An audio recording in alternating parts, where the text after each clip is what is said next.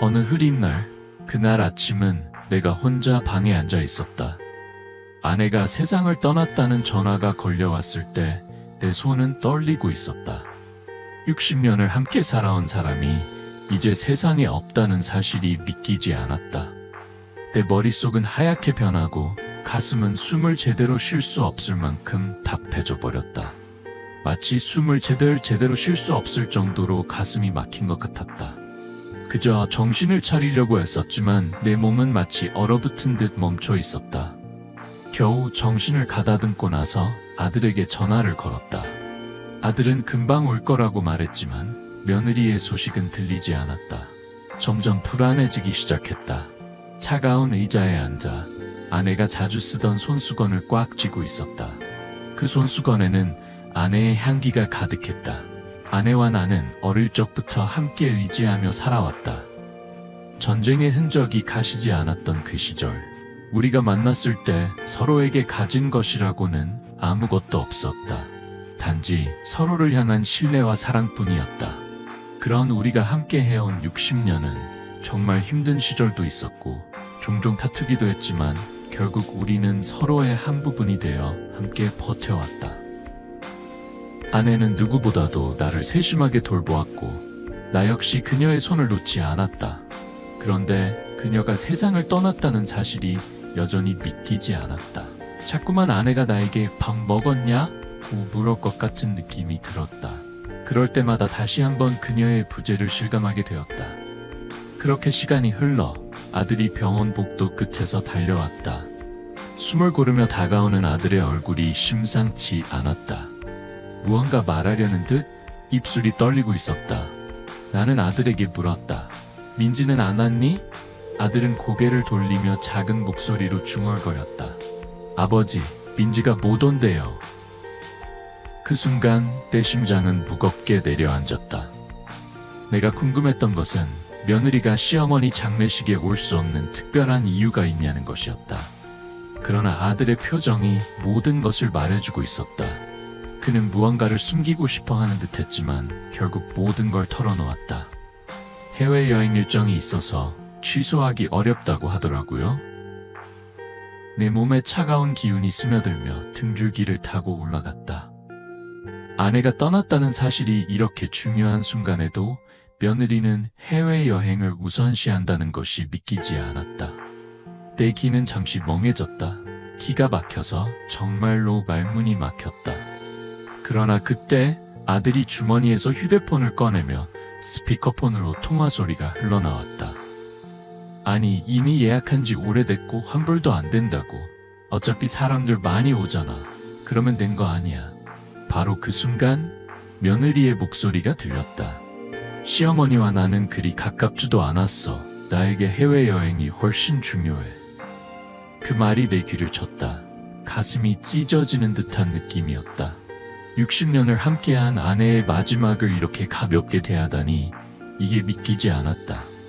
그날 밤 병원 복도에서 홀로 앉아있을 때 아내와 함께한 수많은 기억들이 떠올랐다. 어린 아들의 모습, 처음 만난 며느리의 모습, 그리고 지금 이 순간이 너무나 황당하고 어처구니가 없어 눈물이 쉽게 나오지 않았다. 마음속에 깊은 상처가 새겨진 듯했다. 장례 절차를 준비해야 했지만 아내 없이 맞이하는 첫날 밤이 너무 길고 외로웠다. 그 외로움이 뼛속까지 스며들었다. 그 후 장례식장이 정해지고 빈소가 마련되었지만 나는 여전히 그녀의 부재를 실감할 수 없었다. 나는 다시 아들에게 말했다. 며느리에게 물어보았습니다. 혹시 내일이라도 올 수 있겠니? 아들은 고개를 떨군 채 조용히 말했습니다. 아버지, 민지가 오지 못한대요. 정말 죄송해요. 그 말이 끝나자 갑자기 제 안에서 깊은 회의감이 밀려왔습니다. 아들의 선택이 정말 옳았는지 처음으로 진지하게 의문을 갖기 시작했습니다. 아내의 마지막 순간에 함께하지 못하는 며느리를 끝까지 두둔하는 아들의 모습에 제 마음은 답답하고 혼란스러웠습니다. 순간 하늘을 올려다보니 마치 아내가 편히 쉬라고 말해주는 듯한 느낌이 들었습니다. 아내가 떠난 첫날 밤은 너무나 고요했습니다. 창밖의 달빛조차도 그윽한 힘을 잃은 채 흐릿하게 빛나고 있었습니다. 빈 침대 한쪽에서 아내의 체온이 아직도 남아있을 것만 같아 조심스레 손을 내밀어 보았습니다. 그러나 차가운 이불만이 느껴졌습니다. 그제야 아내가 정말로 사라졌다는 사실이 서서히 다가왔고 마음속 깊은 곳에서 끝없는 서러움이 밀려왔습니다. 숨죽인 울음소리가 흘러나왔지만 그것조차 위로가 되지 않았습니다. 머릿속에는 며느리의 목소리가 계속해서 맴돌았습니다. 어차피 사람들 많이 오잖아. 그러면 된 거 아니야? 그 말이 제 심장을 갈갈이 찢었습니다. 분노와 슬픔이 뒤엉켜 제 마음은 점점 더 무겁게 가라앉았습니다. 긴 밤이 지나고 장례식 첫날이 다가왔습니다. 저는 가까운 친척들과 지인들에게 부고를 전했습니다. 많은 사람들이 아내를 기억하며 달려왔습니다. 아내는 언제나 따뜻하고 친절한 성품 덕분에 주변 사람들로부터 큰 사랑을 받았습니다. 그래서 장례식장에 오신 분들이 많았지만 묘하게도 그곳에는 썰렁한 기운이 감돌고 있었습니다. 아마도 며느리의 부재 때문일 것입니다. 사람들이 삼삼오오 모여 이야기하며 궁금해하는 모습이 보였습니다. 며느리는 안 왔어? 오늘 같은 날에 안 보이네. 저는 짧게 대답했습니다. 해외여행 갔습니다. 그 말을 들은 조문객들의 표정이 하나같이 어두워졌습니다. 시어머니 장례식 날 해외여행을 간다는 사실은 쉽게 이해되지 않았을 것입니다. 아들은 장례식장 구석에서 고개를 떨군 채 아무 말도 하지 않았습니다. 그 모습을 보니 여러 감정이 뒤섞여 마음이 무겁게 가라앉았습니다. 조문객 중에는 아내의 오랜 친구들도 많았습니다. 그분들은 저를 붙잡고 한참을 울었습니다. 아내가 평소에 얼마나 자랑스럽게 손주 이야기를 했는지, 가족을 얼마나 아꼈는지를 되짚어 주셨습니다. 그 이야기를 듣고 있으니 더 이상 말을 잇기가 어려워졌습니다. 멀리서 아들을 쓸쓸히 바라보고 있자 제 마음은 또 다시 복잡해졌습니다. 며느리가 자리를 비운 이 상황을 어떻게 설명해야 할지 아무리 생각해도 대답이 떠오르지 않았습니다. 관을 준비하고 상복을 갖추는 동안에도 제 가슴속은 텅 빈 느낌이었습니다. 아내가 좋아했던 국화향이 장례식장에 가득 퍼져 있었습니다. 그 향기를 맡을 때마다 함께 보냈던 시간들이 떠올랐습니다. 낯선 장례식복을 입고 영정 사진을 세우는 제 모습이 마치 제 인생의 후반부가 갑자기 닫혀버린 듯한 기분이 들었습니다. 문상객들이 오가며 저를 위로할 때면 저는 고개를 숙여 인사만 했습니다. 아내가 떠났다는 사실을 받아들이기 힘든데 며느리의 행동까지 더해지니 마음이 더욱 비폐해졌습니다. 밤이 되자 조문객이 한동안 끊겼고 저는 영정 사진을 바라보았습니다. 사진 속 아내는 그녀는 미소를 지었습니다. 마치 저에게 고생 많았어요 라고 말해주는 듯한 표정이었습니다. 그 순간 저도 모르게 눈물이 흘러내렸습니다. 그동안 말하지 못한 것들이 너무 많았고 이제는 그 어떤 말도 전할 수 없다는 사실이 너무 아쉬웠습니다. 그 와중에도 해외여행을 떠난 며느리가 머릿속에 떠오르며 저는 괜히 더 서러워졌습니다. 힘이 빠진 채로 무심코 며느리를 생각하면 가슴속이 답답해져 왔습니다. 장례식장 안팎으로 이 사실을 전해들은 지인들은 저에게 조용히 물었습니다. 어떻게 된 일이죠? 며느리가 몸이 안 좋은 건가요? 저는 깊은 한숨을 쉬며 대답할 뿐이었습니다. 여행 중이에요. 말로는 그렇게 말했지만 이 상황을 어떻게 설명해야 할지 모르겠었습니다. 사람들은 고개를 저으며 안타까워했죠. 이런 일을 겪는 것이 상상조차 힘들기 때문일 겁니다. 저 또한 과거에 누군가 이런 이야기를 들었다면 믿지 못했을 것입니다. 그러나 지금 그 현실이 제 앞에 펼쳐지고 있었습니다. 밤이 깊어지자 친척들이 하나둘씩 돌아갔고 아들은 제 옆에 조용히 앉았습니다. 저는 아들을 쳐다보았지만 아들은 제 눈을 마주치지 않았습니다. 그저 고요한 침묵만이 우리 사이를 채우고 있었습니다. 결국 제가 먼저 입을 열었습니다. 민지는 뭐라고 하든 아들은 천천히 입술을 떼며 말했습니다. 아버지, 민지는 장례식에 오지 않기로 했어요. 대신 여행 끝나고 잘 챙길 거라고 했습니다.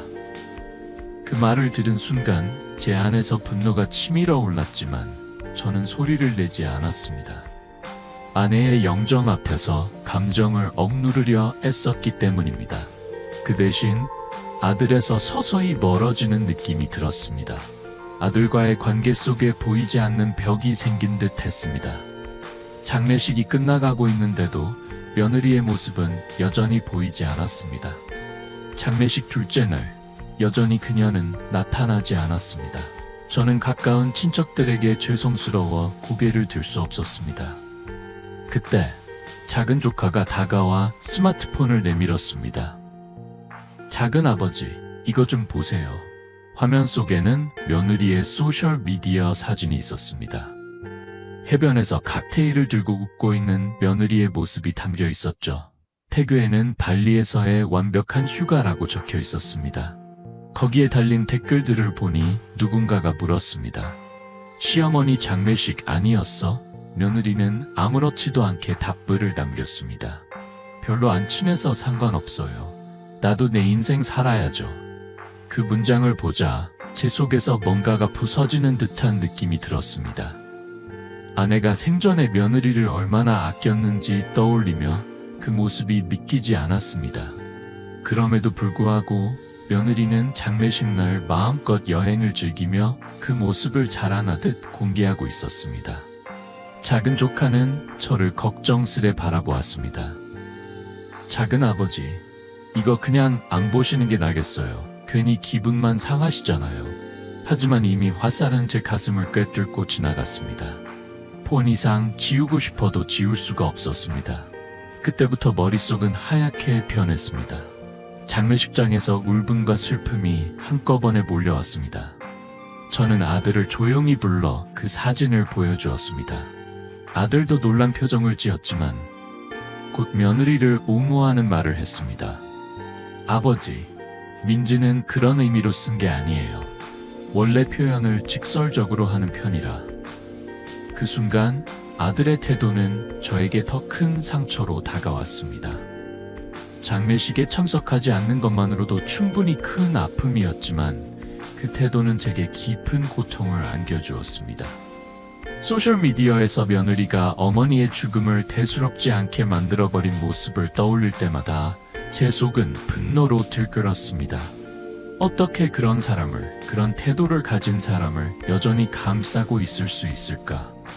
마음속에서 끓어오르는 분노를 억누르며 저는 아내의 영정 앞에서 다시 한번 참고 또 참았습니다. 밤이 깊어갈수록 저는 더 이상 마음을 정리할 수 없었습니다. 조문객들의 위로의 말들이 오히려 공허하게 들려왔고 그 모든 말들이 제 귀에 닿기도 전에 허공으로 흩어지는 듯 했습니다. 마치 아내가 아무 말 없이 제 곁에서 괜찮아, 괜찮아 라고 달래주는 듯 했지만 그 소리는 이내 사라져버렸습니다. 며느리의 사진과 글이 계속 떠오르면서 그동안 제가 믿어왔던 가족의 가치관이 부정당하는 것만 같았습니다. 새벽이 되자 장례식장은 한층 더 쓸쓸해졌습니다. 의자들만 덩그러니 놓여있고 커피 자판기에서 나는 웅웅거리는 소리만이 그 공간을 메우고 있었습니다. 저는 잠시 눈을 감고 졸다가 꿈을 꾸었습니다. 아내가 화난 모습으로 제 앞에 나타났습니다. 여행도 좋지만 왜 나는 이렇게 외롭지? 아내의 말이 제 귀에 맴돌았습니다. 꿈에서 깬 저는 머리가 무겁고 가슴 한켠이 서늘한 기분을 느꼈습니다. 그때 밤의 끝자락과 함께 날이 밝아오며 또 다른 조문객들이 올 시간이 다가왔습니다. 장례식 마지막 날, 어쩔 수 없이 모든 절차를 마무리해야 했습니다. 꽃으로 덮인 관이 장의차에 실리고 화장장으로 향하는 그 순간 아내의 마지막을 지켜보며 수없이 많은 기억이 떠올랐습니다. 아내는 저에게 정말 큰 축복이었습니다. 고된 날들도 많았지만 그 모든 순간을 함께 했기에 제 일생이 얼마나 빛날 수 있었는지 알 수 있었습니다. 그런데 옆에서 아들을 보니 그 아이의 표정이 너무나 참담해 보였습니다. 저는 아들에게 아무 말도 하고 싶지 않았습니다. 장례식에서 며느리가 부재한 상황을 변명하는 아들의 모습이 그저 괴이하게 느껴졌기 때문입니다. 장례식이 끝나고 이제 가족들이 모여 위로의 말을 건넬 시간에도 며느리는 끝내 나타나지 않았습니다. 결국 우리는 모든 의식을 마친 후 그 상태로 각자의 길을 떠나게 되었습니다. 다 끝난 뒤 회색 하늘 아래에서 빈 소주잔을 바라보았습니다. 한 모금도 삼킬 수 없었습니다. 아내의 빈자리는 너무도 컸고 며느리의 태도는 너무나도 무정하게 다가왔습니다.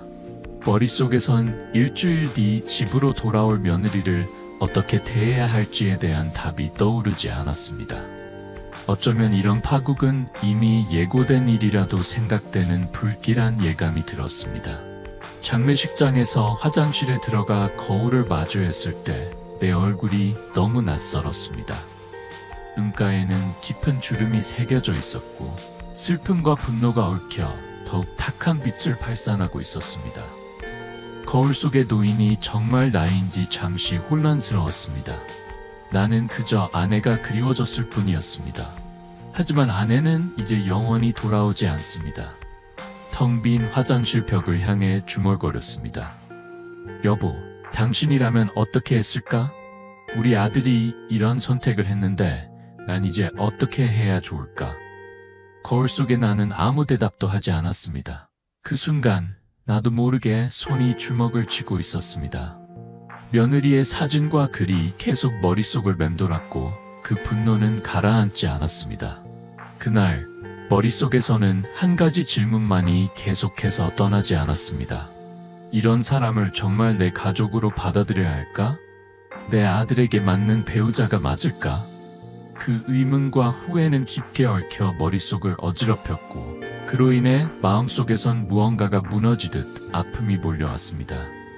장례식이 끝난 마지막 오후 그 어느 때보다 차가운 공기 속에서 나는 빈소를 하나하나 정리하고 있었습니다.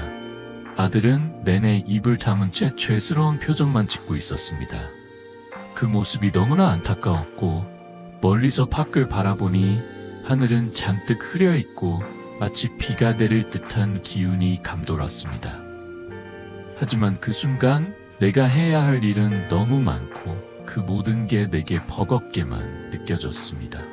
집으로 돌아가야 한다는 의무감이 있었지만 나에게는 아무것도 할 힘이 남아 있지 않았습니다.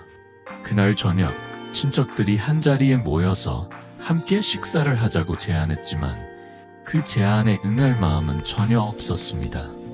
멀리서 들려오는 목소리에는 이럴 때일수록 함께 있어야 한다고 했지만 나에겐 아내의 자리가 비어있는 그 식탁이 그저 공허하고 무의미하게 느껴졌습니다. 아들의 권유로 겨우 한 숟갈 떠봤지만 목구멍에 넘어가는 밥알이 마치 돌덩이처럼 걸리는 기분이었습니다. 결국 숟가락을 내려놓고 밖으로 나와 홀로 서 있었습니다. 찬바람이 옷깃 속으로 파고 들어왔고 그 속에서 나는 더욱 차가운 마음을 느꼈습니다. 그때 아들이 조용히 밖으로 나와 나를 부르며 말했습니다. 아버지, 들어가세요. 날이 추워요. 하지만 나는 그 말에 대답할 힘조차 없었습니다.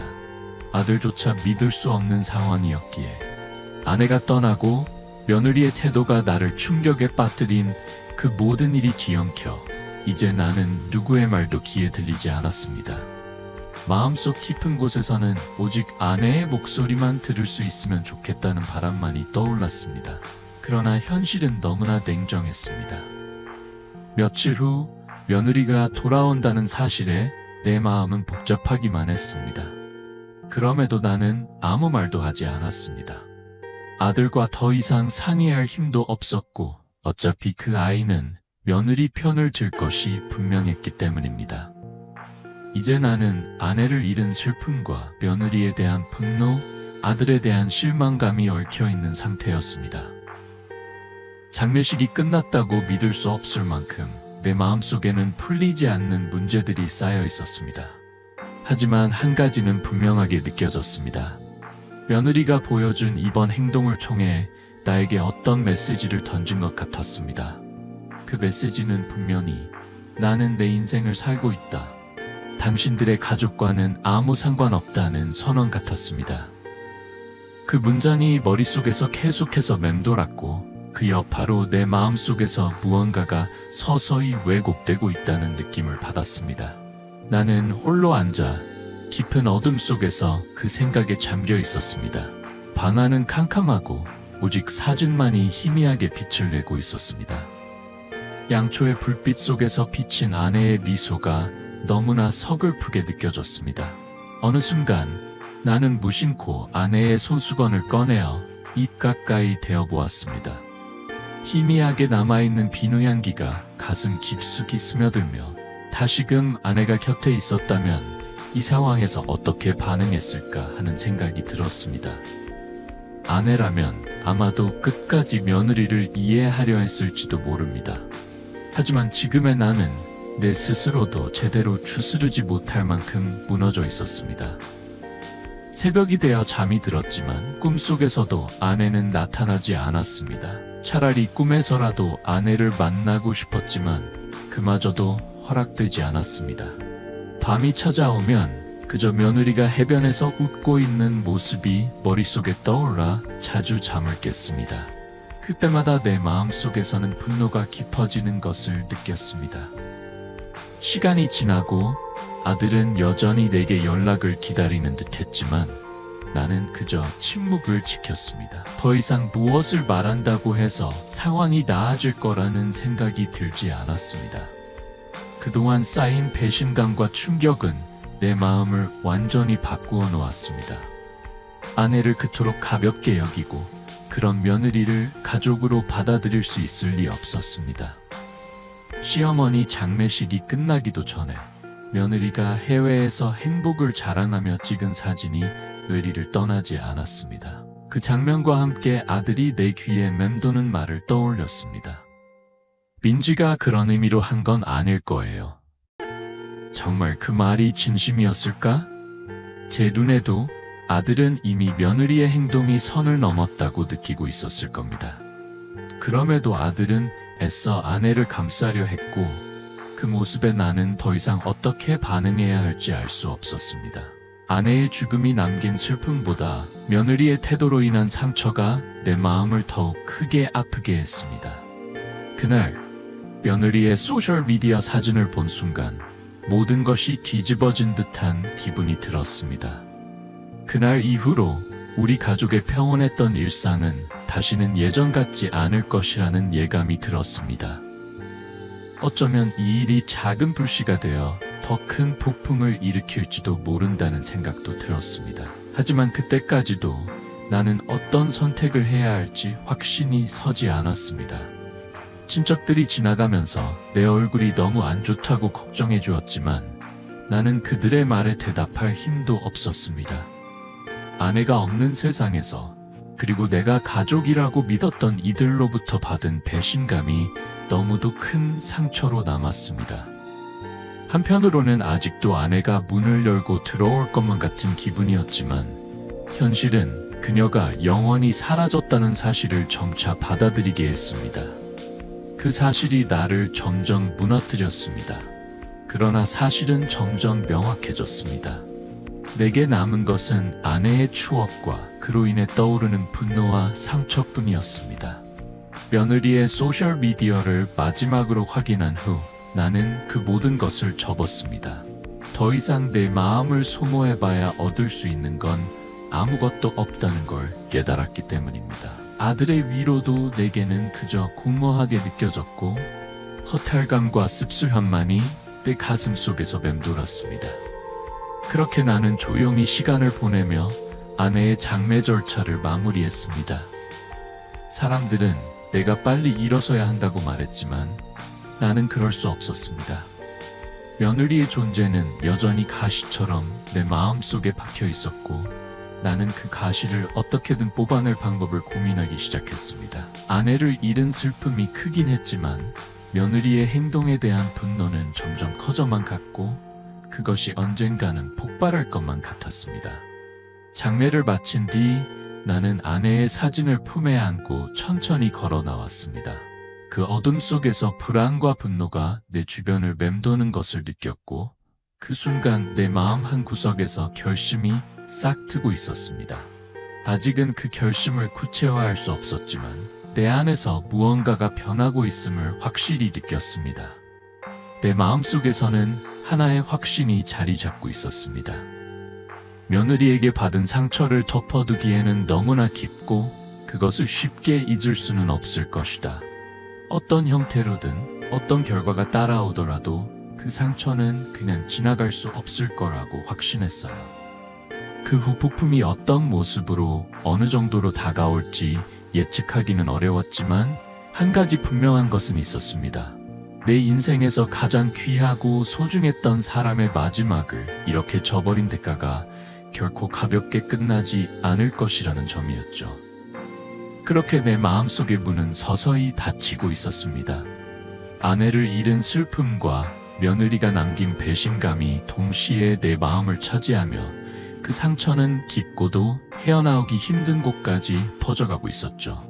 아들과 며느리의 결혼 생활, 그리고 내가 그들과 어떻게 관계를 이어갈 것인지, 그 모든 것이 더 이상 예전처럼 돌아가지 않을 것임을 본능적으로 알았습니다. 그 불길한 예감은 시간이 흐를수록 점점 더 현실로 다가왔고 그것은 이제 시작에 불과한 것만 같았습니다. 장례식이 끝나고 약 일주일 정도 지나서 해외여행을 마친 며느리가 전화를 걸어왔습니다. 나는 그 전화를 받고 싶지 않았지만 집 안에서 울려 퍼지는 벨소리가 내 의지와 상관없이 내 손을 움직이게 했습니다.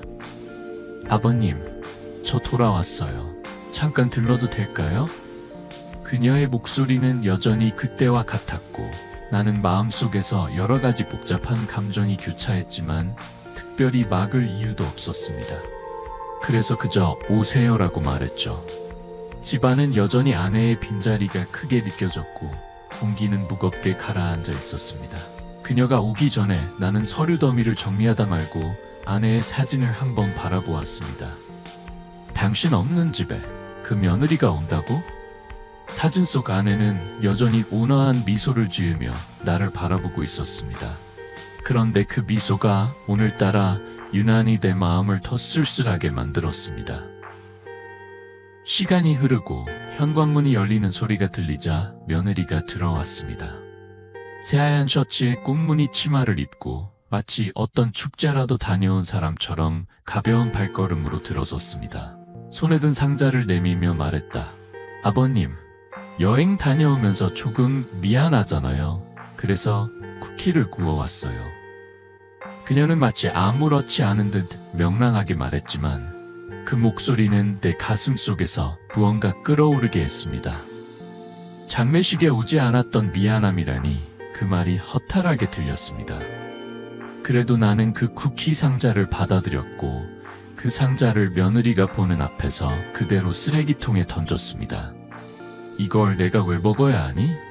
며느리는 잠시 멈칫하며 당황한 기색을 보였고 그 후 얼굴이 화색을 띠며 말했다. 아버님, 지금 저한테 뭐 하시는 거예요? 제가 신경 써서 가져왔는데 너무 하시는 거 아니에요? 그 말투는 너무나도 뻔뻔하게 들렸습니다. 쿠키 하나가 큰 죄는 아니었지만 내 마음은 이미 그 무엇으로도 채워지지 않았습니다. 아내의 장례식 후에 자신의 여행을 우선시했던 사람이 아무렇지 않게 쿠키 하나를 건네는 모습이 믿기지 않았습니다. 그 심경을 시어머니 장례식 때 써줬어야지. 너가 해외여행에서 각 마실 때 여긴 무슨 분위기였는지 알기나 하냐? 그 말이 입에서 나가자 며느리는 한 발 물러서며 말했다. 장례식에는 이미 사람이 많았잖아요. 어머님과 친한 사람들이 많았고 저는 솔직히 그다지 친하지도 않았잖아요. 왜 제가 꼭 거기 있어야 해요? 그 순간 내 안에서 수많은 감정들이 격렬하게 일렁였습니다. 울분이 치솟아 오르는 순간 내가 입을 열기 직전까지 참았습니다. 그 순간 아내의 영정사진을 바라보며 말 한마디가 내 안에서 큰 죄를 짓는 것처럼 느껴졌기 때문입니다. 그러나 목소리는 여전히 떨리고 있었습니다. 그게 바로 가족이라는 거다. 함께 슬퍼하고 함께 보내주는 거지. 친하고 안 친하고는 문제가 아니야. 하지만 며느리는 그것을 듣고선 코웃음을 치며 차가운 눈길을 돌린 채 말했습니다. 아버님, 말씀은 존중해요. 그렇지만 제 인생도 있다는 걸 아시죠? 어머님이 돌아가신 건 안타깝지만 제가 모든 일정을 포기해야 할 정도였나 싶어요. 솔직히 환불도 안 되는 거였고 저는 진짜 방법이 없었어요. 그 말을 들은 저는 또다시 어처구니가 없어졌습니다. 그 환불이 무엇을 의미하는지, 그 일정이 어떤 것이었는지 전혀 중요하지 않았습니다. 중요한 것은 그 안에 담겨있는 예의, 그 무엇보다도 상실에 대한 진지함이 결여되어 있다는 사실뿐이었죠. 집안의 공기가 얼어붙은 듯했습니다. 몇 초의 침묵 후 며느리는 작은 한숨을 쉬며 한 걸음 물러서더니 말을 이어갔습니다. 그래도 이제 끝났잖아요. 앞으로 잘 지내면 되는 거죠. 아버님이 좀 더 이해해 주시면 좋을 텐데 너무 완고하게 생각하지 않으셨으면 해요. 그 한마디가 내 마음속에서 불꽃처럼 일어났습니다. 끝났다는 거. 그 말은 귓가에 맴돌며 내 심장을 흔들었습니다. 그녀에게 아내의 죽음도 내 상처도 내 분노도 모두 이제는 끝난 일이 되어버린 것처럼 느껴졌습니다. 그리고 그 순간 나는 깨닫게 되었습니다. 며느리와 나는 이제 더 이상 한 가족으로 묶여있지 않다는 사실을. 내가 쓴 표정을 바라보며 며느리는 고개를 돌려 가볍게 웃었습니다. 아버님, 그러면 저는 먼저 가볼게요. 아무튼 쿠키 안 드신다니 아쉽네요. 그리고는 현관문을 열고 나갔습니다. 그 발걸음은 한치의 망설임도 없이 가벼운 듯했죠. 그녀의 발걸음이 사라진 뒤 차가운 바람이 내 등을 스치며 지나가는 듯했습니다. 현관문이 닫히고 나서야 나는 빈 거실에서 홀로 남겨졌습니다. 한참을 문 앞에서 멍하니 서 있었던 것처럼 느껴졌습니다. 내 귀에는 며느리가 남긴 말들이 끊임없이 울려 퍼졌습니다. 끝났잖아요. 앞으로는 잘 지내면 되죠. 그 말이 마치 내 마음을 쥐고 흔드는 것 같았습니다. 정말로 그녀에게는 모든 일이 끝난 것처럼 보였습니다. 아내의 존재, 장례식의 공허함, 그리고 내 분노도 그녀에겐 그저 지나간 이야기처럼 느껴지는 것 같았습니다. 어느새 나는 무심코 작은 방으로 들어가 서류들을 펼쳤습니다. 사실 그 순간 진명이에 대한 문서를 다시 한번 꼼꼼히 확인하고 싶었던 거였습니다. 결혼 선물로 넘겨준 것 같았지만 사실 그 집은 정확히 말하자면 내 소유로 남아 있었음을 다시 한번 상기시키며 그 사실이 지금은 이상하게도 큰 의미를 지니는 것처럼 느껴졌습니다. 그날 밤 아들과 통화를 하며 그가 어떤 생각을 하고 있는지 알고 싶었지만 아들의 목소리는 힘이 없었습니다. 아버지, 민지 때문에 많이 속상하셨죠? 그의 말이 끝나자 나는 무척 차분한 목소리로 대답했습니다. 속상한 게 뭐냐? 그냥 이제 확인했다. 민지의. 아들은 그 순간 무겁게 숨을 고르며 아무 말도 하지 않았습니다. 집안은 고요하고 정적이었고 그저 숨소리만이 들려왔습니다. 잠시 후 그는 망설임 끝에 말을 꺼냈습니다. 제가 잘 얘기해 볼게요. 민지도 나름의 사정이 있겠죠. 아버지, 조금만 참아주세요. 여전히 며느리를 감싸려는 아들의 말에 나는 마음 깊은 곳에서 짙은 이문과 분노가 솟구쳤습니다. 그 순간 나는 속으로 결심을 내리기 시작했습니다. 이 가족의 균열을 회복하려면 어쩌면 더 강력한 조치가 필요하다고 느꼈습니다. 예전 같으면 이런 결정을 내릴 수 없었을 텐데 아내가 떠난 지금 내게 남은 건 오직 내 결심뿐이었으니까요. 그날 밤 아들과의 통화를 마친 뒤 나는 아내의 영정사진을 오래도록 바라보았습니다. 그리고 조용히 속삭였습니다. 당신은 이 상황에서 뭐라고 말했을까? 나는 이제 정말 방법이 없다고 느껴. 작은 방에 놓인 아내의 사진은 촛불의 불빛 아래서 더욱 아련하게 빛나고 있었습니다. 그 빛은 마치 그녀가 내게 이제는 당신의 길을 가도 괜찮다고 말하는 것처럼 느껴졌습니다. 그 순간 나는 그 심정을 가슴 깊이 새기며 서류와 부동산 관련 자료들을 다시 살펴보기 시작했습니다. 며느리의 귀환은 나의 결심을 더욱 굳게 만들었습니다. 그녀가 돌아온 후에도 집안은 여전히 차가운 겨울바람처럼 싸늘한 기운이 가득했습니다. 나는 평소처럼 식사를 하고 집안을 정리하며 아내의 사진 앞에 앉는 일상을 이어갔지만 머릿속에서는 계속 다른 생각들이 가득 차 있었습니다. 나는 이번 일을 단순히 덮어두고 넘어갈 수 없다는 결론에 도달했습니다. 아내에게 미안한 마음이 내 안에서 살아 숨쉬었고 그 마음이 또 다른 분노를 일으켰습니다. 장례식조차도 사소한 이벤트로 치부하는 며느리를 가족이라고 부를 수는 없었습니다. 내 자존심이 그것을 허락할 수 없었기 때문이었습니다. 그래서 내가 쌓아온 전직 변호사로서의 경험과 지식이 서서히 다시 고개를 들었습니다. 젊은 시절 나는 사건과 법률 조문에 매달려 치열하게 살았었고 이제 노년에 이르러 그 과거의 전문성을 다시 꺼낼 줄은 상상도 하지 못했었습니다. 나는 먼저 부동산 소유권을 꼼꼼히 확인하기 시작했습니다. 혹시라도 이 집이 아들의 명의로 넘어갔을지 모른다는 생각이 들었기 때문입니다.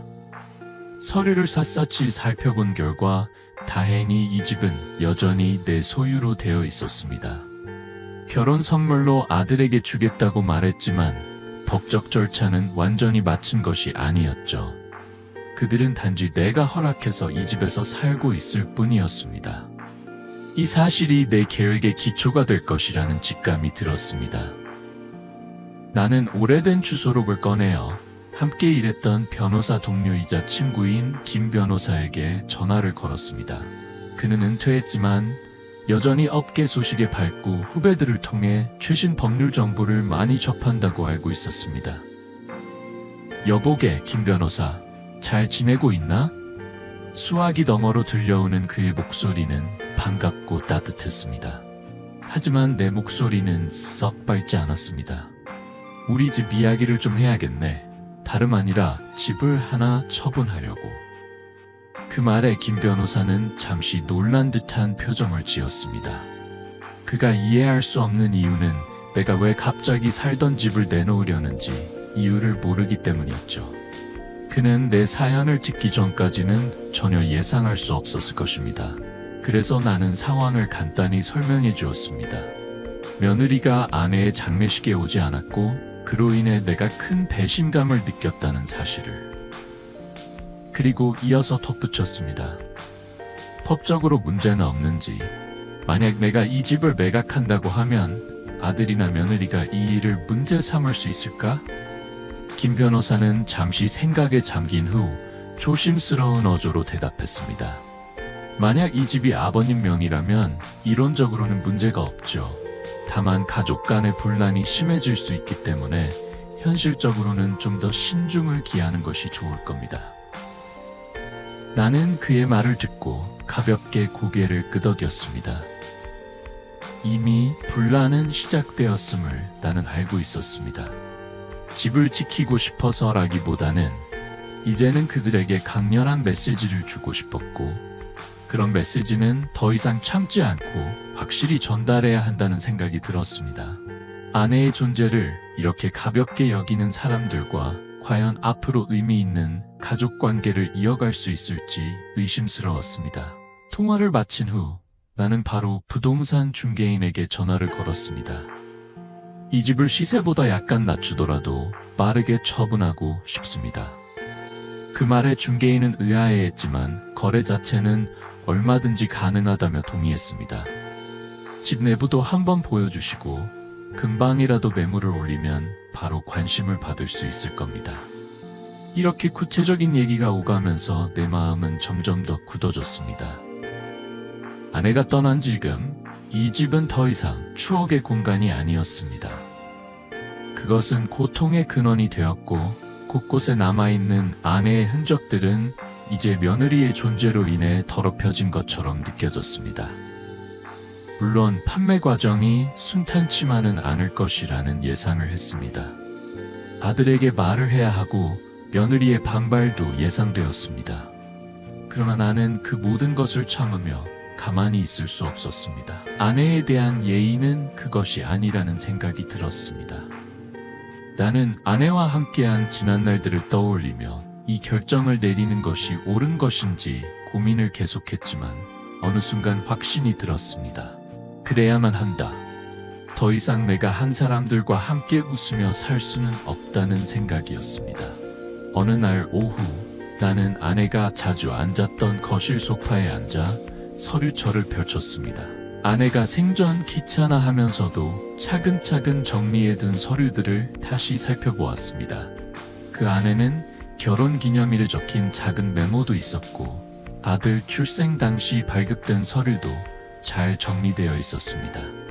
하나씩 넘길 때마다 아내의 손길이 느껴져 가슴 한구석이 먹먹해졌습니다.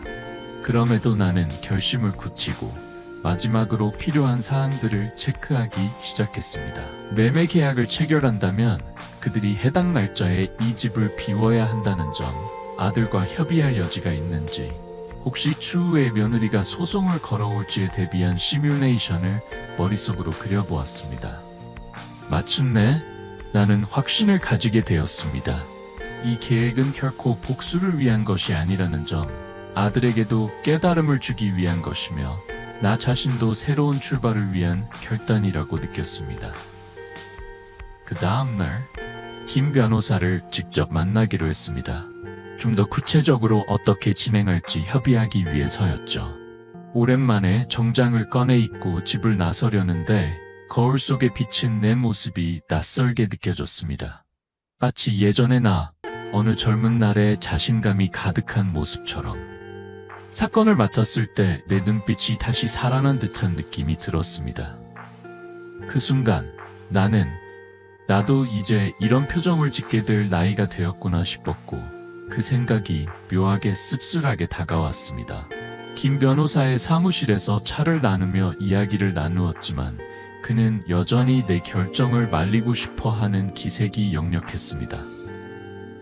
자네 마음은 알겠지만 그래도 아들하고 충분히 대화는 해봤나? 이게 가정사가 법률 문제가 되면 정말 골치 아프니까. 그의 말에 나는 조용히 고개를 끄덕였습니다. 아들과 대화는 해봤어. 그 외에도 며느리와의 관계가 어려운 건 알지만 딱히 대책이 보이지 않더군. 오히려 내가 나서야겠다는 생각이 더 강해졌어. 김 변호사는 잠시 침묵을 지키다 마치 체념한 듯한 목소리로 말을 이었습니다. 그럼 진행하자고. 어차피 이 집의 소유주는 네가 아니냐? 우린 그것만 명심하면 되겠지. 그의 말이 끝나자 모든 것이 차근차근 정리되어 가는 느낌이 들었습니다. 부동산 매물을 공개하기 전에 마지막으로 집 내부 사진과 서류를 다시 검토해야 했고 나는 곧바로 그 절차를 시작했습니다. 동시에 아들과 며느리에게 시간을 주고 말을 전할 계획을 세웠습니다. 차마 당장 그들에게 집을 팔겠다고 말할 수는 없었죠. 그래도 최소한의 예의는 지켜야겠다고 생각했습니다.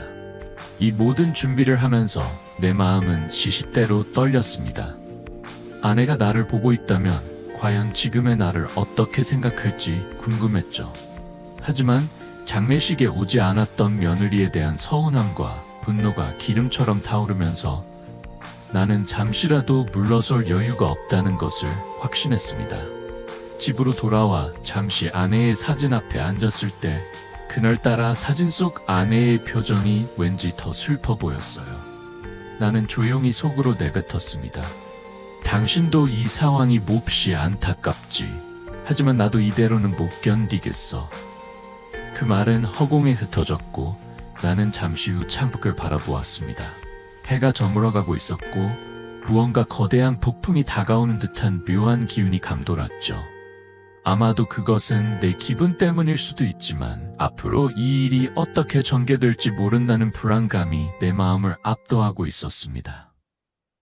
하지만 아내의 빈자리를 느끼면서도 나는 이제 더 이상 뒤로 물러설 수 없다고 생각했어요. 그 결단을 내리고 나는 아들에게 전화를 걸었습니다. 아들, 내일 저녁에 같이 식사하자. 내가 준비할 테니 너희 둘 다 시간을 비워라. 아들은 갑작스러운 제 제안에 의아해하면서도 흔쾌히 알겠다고 대답했습니다. 그 말을 듣고 나서 나는 부엌에 서서 아내가 자주 만들던 갈비찜 레시피를 조심스럽게 떠올렸습니다. 결혼 생활 내내 아내가 요리하는 걸 옆에서 도와주긴 했지만 직접 손질하고 양념하는 일은 쉽지 않았죠. 그럼에도 불구하고 이번에는 내가 직접 준비하고 싶었습니다. 다음날 오후 나는 시장에 들러 갈비와 필요한 재료들을 사왔습니다. 집으로 돌아와서는 양파와 마늘을 다듬고 양념장을 만들면서 중간중간 아내가 해주던 방식대로 손맛을 떠올리며 차근차근 요리를 준비했습니다. 나는 조심스레 아내가 해주던 대로 따라해 보았습니다. 보글보글 끓는 냄비 속에서 각종 재료들이 하나씩 어우러지는 모습을 보며 아내가 옆에서 잘했다고 속삭이는 듯한 기분이 들었습니다. 그리고 그 순간 마음 한켠이 아리차게 찔렸습니다. 아내가 여전히 나를 지켜보고 있다는 느낌이 들었기 때문일까요? 저녁 시간이 다가오자 아들과 며느리가 함께 들어섰습니다. 며느리는 여전히 태연한 얼굴을 하고 있었고 아들은 살짝 긴장한 표정으로 나를 바라보았습니다. 식탁 위에는 내가 정성스럽게 준비한 갈비찜과 몇 가지 반찬들이 놓여 있었습니다. 며느리는 식탁 앞에서 잠시 멈추더니 작은 감탄사를 내뱉었습니다. 와, 아버님이 이런 요리를 다 하시다니 신기하네요. 저는 이런 거 못해서 늘 배달만 시켜 먹거든요. 그 말에 나는 맥없이 웃었습니다. 사람마다 중요하게 생각하는 게 다르지 않냐? 어떤 사람은 여행을, 어떤 사람은 가족을 소중히 여기지. 며느리는 내 말 속에 숨겨진 뾰족한 뉘앙스를 느낀 건지 잠시 불편한 표정을 지었습니다. 그러나 곧 그것을 무시하듯 고개를 돌려 수저를 들었습니다. 식사 내내 나는 일부러 아들과 며느리를 번갈아 보며 갈비찜 맛이 어떤지 물어봤습니다. 아들은 입맛이 쓴 듯 거의 먹지 않았고 며느리는 별다른 생각 없이 먹는 기색이었습니다. 나는 조용히 입을 열었습니다. 내일 너희 집에 사람들이 방문할 거다. 아들은 고개를 들고 나를 바라보았고 며느리는 포크를 내려놓으며 물었습니다. 누구요? 우리 집에 누가 온다는 거죠? 나는 천천히 숨을 고른 후 대답했습니다. 집을 사려는 사람들이지. 그 순간 식탁 위의 분위기가 얼어붙는 것을 느꼈습니다. 아들은 젓가락을 떨어뜨렸고 며느리의 얼굴은 일그러졌습니다. 아무 말도 없자 나는 다시 한마디를 덧붙였습니다. 그 집은 내 명의야. 너희가 결혼 선물로 받았다고 생각했겠지만 법적으로 그렇게 완료된 적은 없어. 나중에 차근차근 알아보면 되겠지. 아무튼 내가 내일 집을 보여줄 사람이 온다. 며느리는 나를 쏘아보며 소리쳤습니다. 말도 안 돼요. 우리가 몇 년째 살고 있는데 갑자기 팔아버리겠다니. 아들은 손으로 이마를 짚으며 멍하니 입을 다물지 못했습니다. 나는 이 상황이 쉽게 넘어가지 않을 것이라는 걸 알고 있었습니다. 며느리는 흥분한 목소리로 계속 따졌습니다. 아버님, 저희는 어디로 갑니까? 갑자기 우리 보고 나가라고 하면 그게 말이 돼요? 나는 담담하지만 단호하게 말했습니다. 내가 너희를 길바닥에 내쫓을 마음은 없어. 하지만 적어도 우리 아내를 이렇게 무시한 사람과는 한 집에 살 수 없다는 생각이 들었어. 며느리는 입술을 파르르 떨면서도 말을 참지 못하고 뱉었습니다. 시어머니, 장례식 한 번 안 갔다고 이렇게까지 하는 게 정당하다고 보세요? 진짜 너무 하시네요. 제가 여행 못 갈 상황도 아니었고 그땐 저한테도 중요한 일이었잖아요. 아들도 충격에서 벗어나지 못한 듯 낮은 목소리로 나에게 물었습니다. 아버지, 조금만 시간을 주세요. 이렇게 기습적으로 문제를 알려주시면 저희가 어떻게 합니까? 나는 속으로 생각하며 이미 제 결심이 바뀌지 않을 거라는 것을 깊이 깨닫고 있었습니다. 내가 너희에게 시간을 안 준다고 말하지 않았다. 내일은 집을 구경하러 사람들이 올 뿐이다. 매매가 실제로 언제 진행될지는 더 논의해 봐야겠지. 그 말에 며느리는 테이블을 힘껏 박차고 일어섰습니다.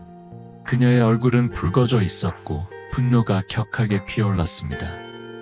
말이 안 통하네. 정말 이게 무슨 집이에요? 저희 결혼 생활을 망치려고 작정하신 거 아니에요? 그 순간 나는 차가운 웃음을 지을 수밖에 없었습니다. 아내의 생각이 다시 머릿속을 스쳤지만 이미 물러설 타이밍은 지나버렸다는 것을 알았죠. 이건 고집이 아니라 네가 우리 가정에 보여준 태도가 어떤 결과를 낳는지 직접 알게 해주려는 거였다. 너는 내 가족이 될 자격이 없다.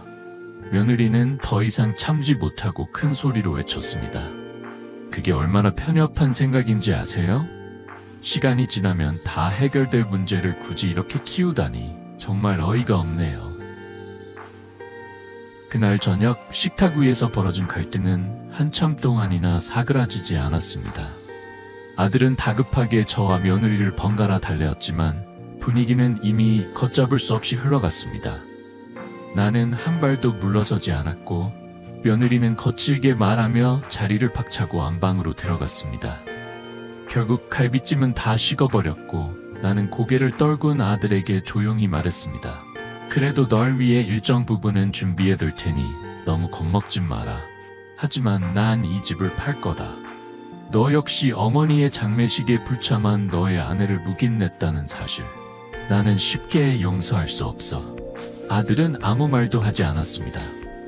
그저 눈을 감은 채 깊은 한숨만 내쉬고 있었습니다. 그 모습을 지켜보며 내 마음도 무겁고 편치 않았지만 이미 모든 것이 돌이킬 수 없는 방향으로 흘러가고 있다는 것을 느꼈습니다. 식사를 마친 후 나는 부엌으로 가서 갈비찜을 정리하며 깊은 생각에 잠겼습니다. 아내가 살아 있었다면 이런 상황을 어떻게 풀어갔을까? 하지만 아내는 떠났고 남은 것은 나와 아들 그리고 며느리와의 분열된 관계뿐이었습니다. 밤이 깊어갈수록 집안은 침묵에 잠겼고 아들과 며느리가 돌아가자 나는 작은 서재로 들어가 문서들을 다시 살펴보았습니다. 내일이면 부동산 중개인과 구매 희망자들이 이 집을 둘러볼 예정이었습니다. 그 순간에 어떤 폭풍이 불어닥칠지 나도 몰랐습니다. 하지만 한 가지 확실한 것은 이제 이 문제를 조용히 묻어두는 시대는 끝났다는 사실이었습니다. 아내를 잃은 내 슬픔마저 무시했던 며느리에게, 그리고 그런 며느리를 그대로 감싼 아들에게 내가 어디까지 보여줄 수 있는지 궁금해졌습니다. 그렇게 큰 태풍을 앞둔 고요한 밤 같은 분위기 속에서 모든 것이 마무리되고 있었습니다. 더 이상 감추거나 미뤄둘 수 없는 문제들이 이제 눈앞으로 다가온 셈이었죠. 나는 창밖의 어둠을 바라보며 굳게 마음을 먹었습니다. 내가 할 수 있는 만큼은 다 해보겠다. 그게 아내와 우리 가족을 위해 내가 내릴 마지막 선택일지도 모르니까. 그 밤, 나는 한 번도 깊게 잠들지 못했습니다. 아내의 흔적이 남아있는 집안 곳곳을 눈에 담며 내일 찾아올 변화를 차분히 대비했습니다. 혹독한 갈등이 생기더라도 이 길을 되돌리지 않겠다고 다짐했습니다. 창문 밖으로 불어오는 바람은 이미 날카롭게 나를 세운 듯했습니다. 거실의 며느리의 짜증 섞인 목소리가 여전히 떠도는 것 같았습니다. 그 목소리가 나의 마음속에 떠나지 않으며 묘한 기분을 자아냈지만 나는 그곳에서 물러날 생각은 전혀 없었습니다. 마치 다가오는 폭풍을 직면하는 듯한 심정이었고 그 앞에서 나는 더 이상 물러설 수 없다는 결심을 굳혔습니다. 밤이 길고 무거운 듯 느껴졌습니다.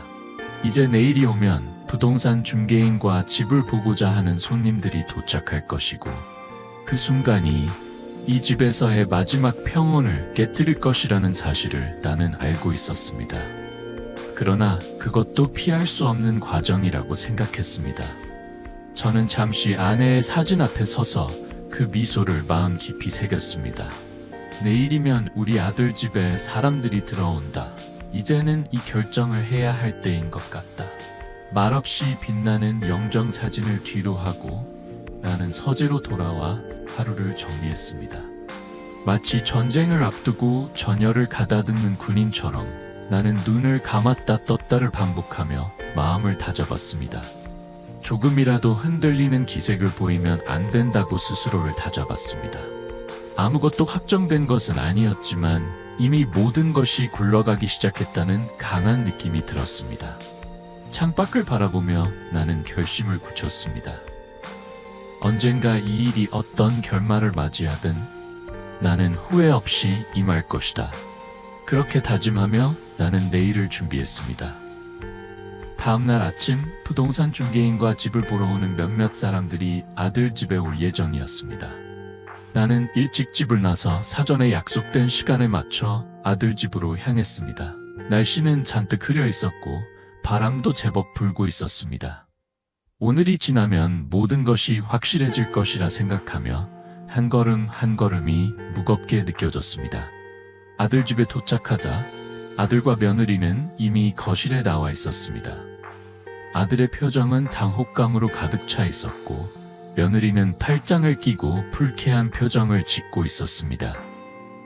그들은 내가 오늘 방문객들과 함께 올 것임을 알고 있었지만 막상 현실로 닥치니 받아들이기 힘들었나 봅니다. 곧 현관문 벨소리가 울렸습니다. 수수한 차림에 부동산 중개인과 집을 보러 온 젊은 부부가 도착했습니다.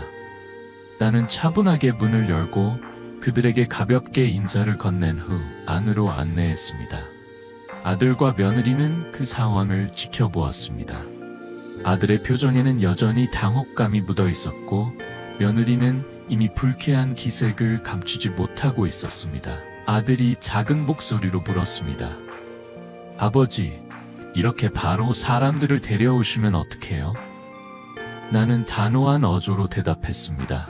어제 이미 예고했으나 중개인이 거실을 둘러보며 이것저것 설명하자 젊은 부부는 흥미로운 눈빛으로 집안을 살펴보았습니다.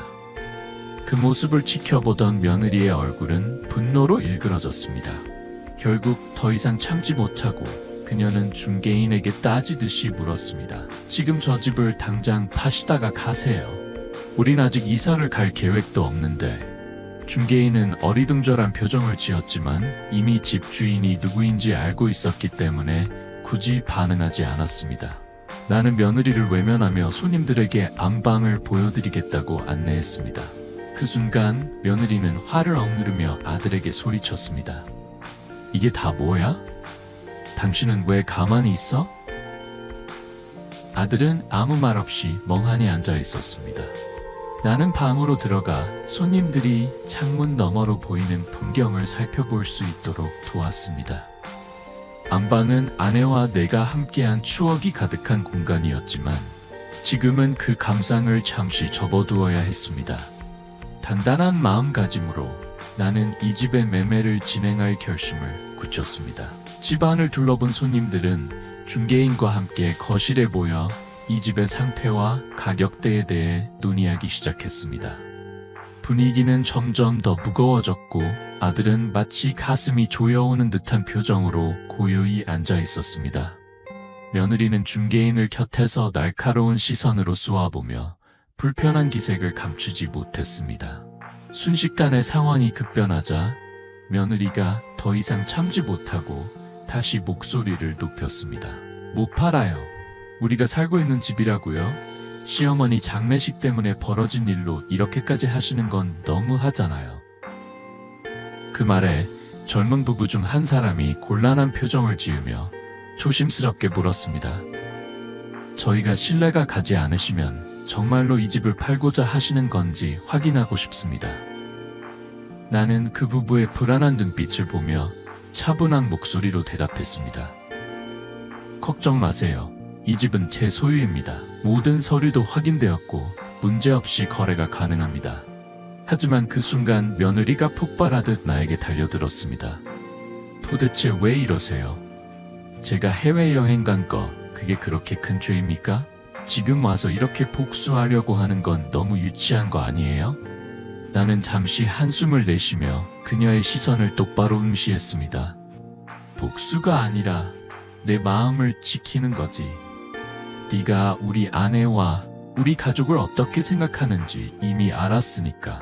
그 말에 며느리는 울분이 터진 듯 손으로 머리를 쥐며 소리쳤습니다. 말도 안 돼. 나도 나름의 사정이 있었다고요. 당신들이 내 인생을 살아줄 것도 아니면서 왜 이렇게 간섭하는 거냐고. 집안은 소란스러워졌고 중개인과 젊은 부부는 슬쩍 눈치를 보며 밖으로 나가겠다고 했습니다.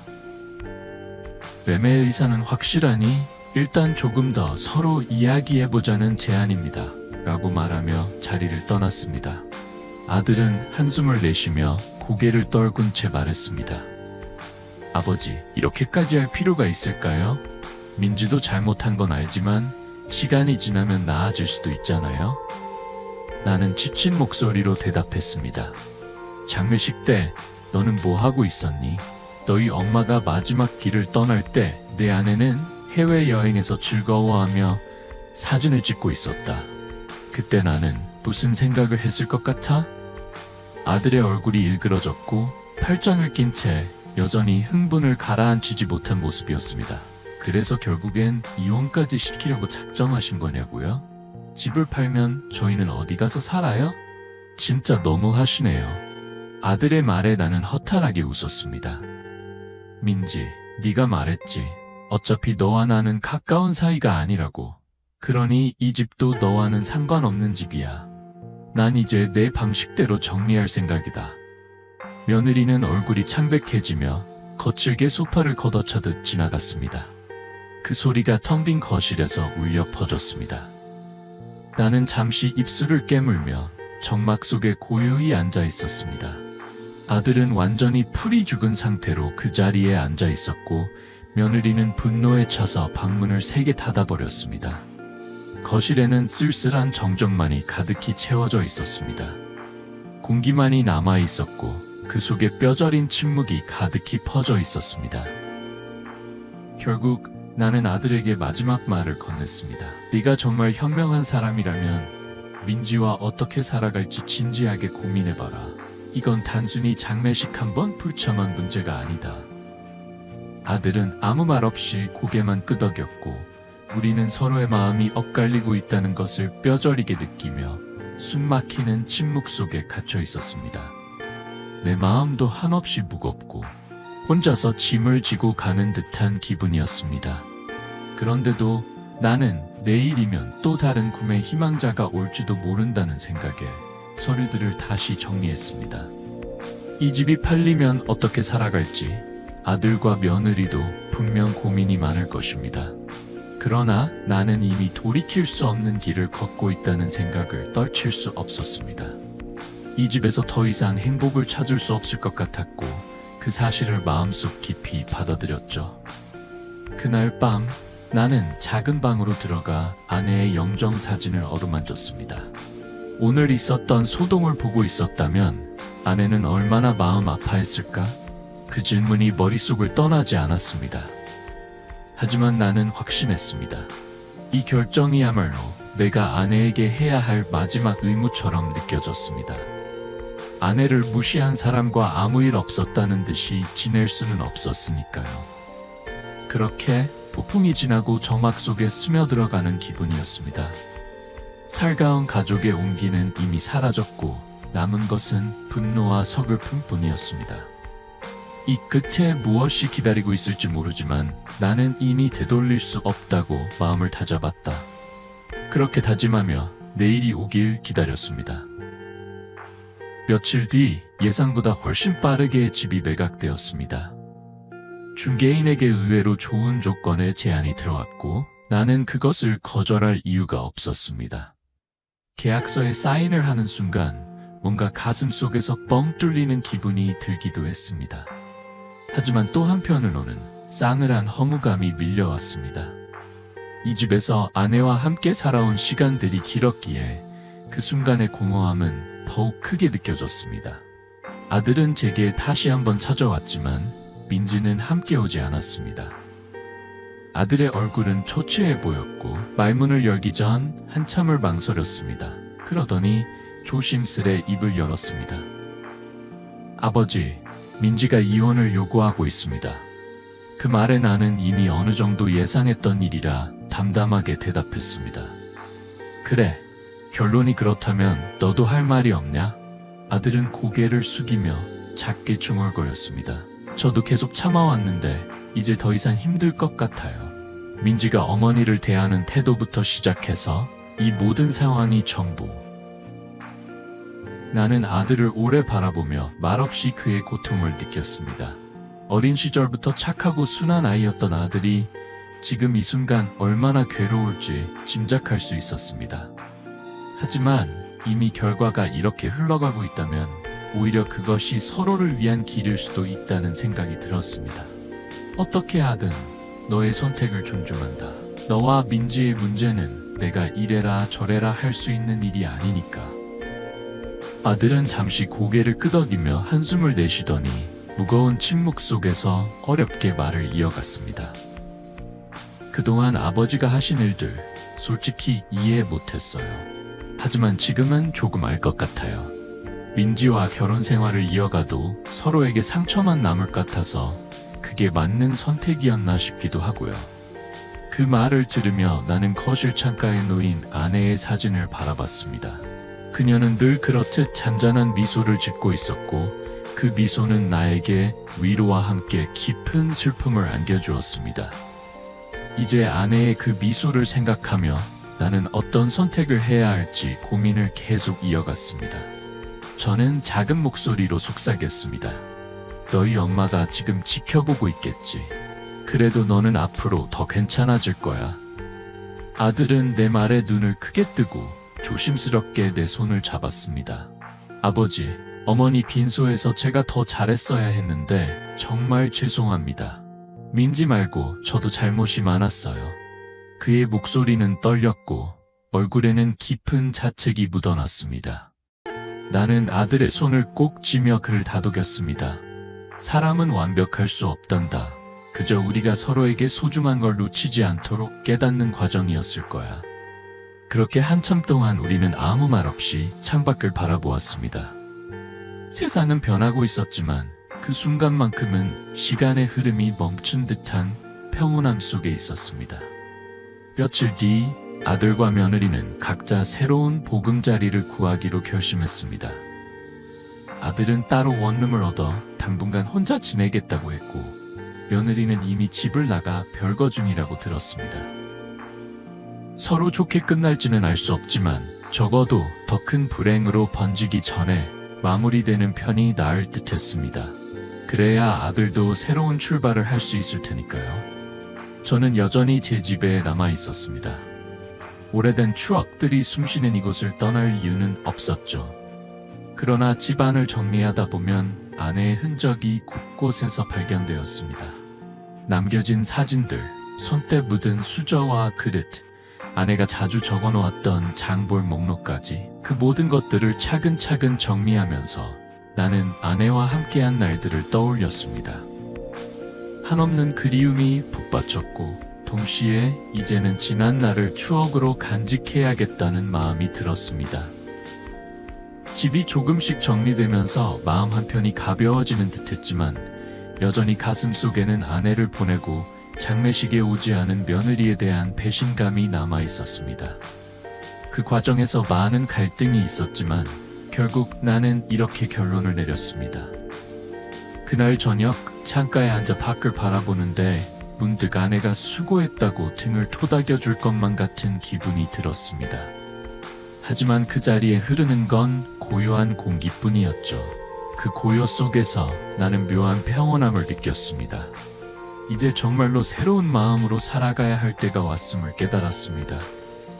그날 저녁 아들과 잠깐 만나 맥주 한 잔을 나누었습니다. 아들은 여전히 표정이 어두웠지만 그래도 내 앞에서는 억지로라도 웃어보려 했습니다. 아버지, 이제 어떻게 지내실 거예요? 아들이 조심스럽게 물었습니다. 나는 창밖을 바라보다가 가볍게 대답했습니다. 이제 예전처럼 지낼 거다. 책도 좀 보고 조용히 내 방식대로 살아가려 한다. 아들은 눈시울이 뜨거워진 듯 시선을 내려 깔았습니다. 나는 그를 가만히 지켜보다가 조심스럽게 말을 꺼냈습니다. 너도 마음 정리가 되면 한번 인생을 새로 시작해라. 너희 엄마가 너희 곁에서 지켜보고 있을 거다. 그 말에 아들은 작은 목소리로 알겠어요 라고 대답했습니다. 짧은 대화였지만 우리 부자의 마음속에는 말로 표현할 수 없는 기운이 오갔습니다. 아내가 어디선가 웃으면서 두 사람을 안아주는 느낌이 들었습니다. 며칠이 지나 아들은 결국 원룸으로 이사했습니다. 조용한 주택가의 작은 방이었지만 그곳은 아들이 새로운 시작을 위한 발판이 되어주리라 믿었습니다. 아들이 새로 얻은 곳에서 보내온 사진을 한참 들여다보았습니다. 사진 속 책상 하나, 작은 침대 하나, 창문 밖으로 보이는 낡은 건물들의 지붕. 그 모든 풍경은 마치 한 시대의 끝을 알리는 듯했습니다. 결혼 후 오랫동안 가족과 함께 살던 아들이 이제는 혼자서 이 작은 공간을 살아가야 한다는 현실이 무겁게 다가왔습니다. 그동안 자주 눈에 띄던 가족의 모습이 이제는 그 공간 안에 고독하게 남겨졌습니다. 나는 잠시 생각에 잠기며 간단한 메시지를 아들에게 보냈습니다. 잘 지내고 있니? 답장은 한참 후에야 왔습니다. 네, 아버지. 아직은 어색하지만 괜찮아요. 그 짧은 문장 속에서 얼마나 많은 고뇌와 감정이 억누르고 있었을지 상상할 수 있었습니다. 하지만 나는 더 이상 묻지 않았습니다. 우리 모두 이제 각자의 삶을 살아야 할 시간이었으니까요. 아들도, 나는, 그리고 며느리도 이제는 각자 걸어가야 할 길이 분명히 달라졌습니다. 며느리는 이미 집을 떠나 별거 중이었고 이혼 절차도 빠르게 진행되고 있었습니다. 한때는 아들의 배우자로서 나의 가족의 일원으로 함께했던 사람이었지만 이제는 그와 더 이상 어떤 관계도 이어갈 수 없는 사이가 되었습니다. 아들이 이혼 서류에 서명했다고 말했을 때 나는 그 말에 어떤 감정도 느끼지 않았습니다. 모든 것이 너무나 당연한 흐름처럼 느껴졌기 때문입니다. 아버지, 정리됐어요. 법적으로도 제 마음도. 아들은 그렇게 담담하게 말했지만 그 말 속에 묻어있는 복잡한 감정을 나는 읽을 수 있었습니다. 오랜 시간 함께한 사람이었으니 그 관계가 완전히 끝나는 일은 결코 쉽지 않았을 것입니다. 하지만 그럼에도 불구하고 아들은 결정을 내렸고 나는 그 결정을 지지했습니다. 잘했다. 나는 짧게 대답하며 그 뒤로 한동안 말없이 침묵 속에서 서로의 존재만을 느꼈습니다. 그날 저녁 나는 아내의 영정사진 앞에 앉아 오랜만에 차 한 잔을 따랐습니다. 작은 잔에 흘러내리는 차향이 방 안에 은은하게 퍼지며 차분한 분위기를 만들었습니다. 아내가 있었다면 이 모든 일을 어떻게 받아들였을까? 그런 생각이 스쳐 지나갔습니다. 아들은 더 좋은 사람을 만날 수 있었을까? 나는 더 나은 선택을 했어야 했을까? 수많은 생각들이 머릿속을 스쳤지만 결국 나는 결론을 내렸습니다. 모든 것은 지나갔고 이제는 앞으로 나아가야 할 일만 남았다는 사실을 받아들였죠. 며칠 후 아들은 짐 정리를 마쳤다며 저를 집으로 초대했습니다. 그곳은 좁고 단출한 공간이었지만 아들은 그 안에서 나름대로 깔끔하게 정리된 방을 만들었습니다. 책장 한편에는 저와 아내가 찍어준 가족 사진이 조용히 놓여 있었습니다. 아들은 그 사진을 보며 쓸쓸한 듯 웃었습니다. 어머니도 보고 계시겠죠? 나는 조용히 고개를 끄덕였습니다. 그래, 너희 엄마라면 분명 너의 결정을 이해해 주었을 거다. 아들은 아무 말 없이 창밖을 바라보았습니다. 그 순간 나는 다시 한번 확신을 가졌습니다. 아들은 혼자가 되었지만 그렇다고 무너지는 사람은 아니라는 것을. 이제 우리는 각자의 자리에서 새로운 삶을 시작해야 할 때였습니다. 이혼이라는 마침표를 찍고 아들은 다시 혼자만의 삶을 살아가기로 결심했습니다. 그리고 나는 아들이 다시 웃을 날이 오기를 조용히 바랄 뿐이었습니다. 그때가 되면 아들도 새로운 사람을 만나게 되겠지요. 이번처럼 후회로 남는 선택이 아니라 진심으로 사랑하고 함께할 수 있는 사람을 만난다면 말입니다. 그런 날이 오면 나는 아들에게 다시 집을 마련해 줄 생각입니다. 이번에 팔고 남은 돈을 고스란히 남겨두었다가 아들이 좋은 사람을 만나 새로운 가정을 꾸릴 때 그때 다시 집을 사줄 겁니다. 하지만 그 조건이 있습니다. 아내처럼 따뜻한 마음을 가진 사람, 가족을 소중히 여기는 사람, 그런 며느리를 만났을 때만 말입니다. 더 이상 아들이 혼자 견디는 결혼 생활을 하지 않기를 바랍니다. 그가 진정한 가정을 이루었을 때, 그때 비로소 나는 다시 그 집을 내어줄 수 있을 것입니다. 지금은 혼자가 되어야 할 시간이지만 언젠가 좋은 인연을 만나게 된다면 그때는 다시 아들의 든든한 뿌리가 되어줄 것입니다. 그게 아내가 원했던 일이기도 하니까요.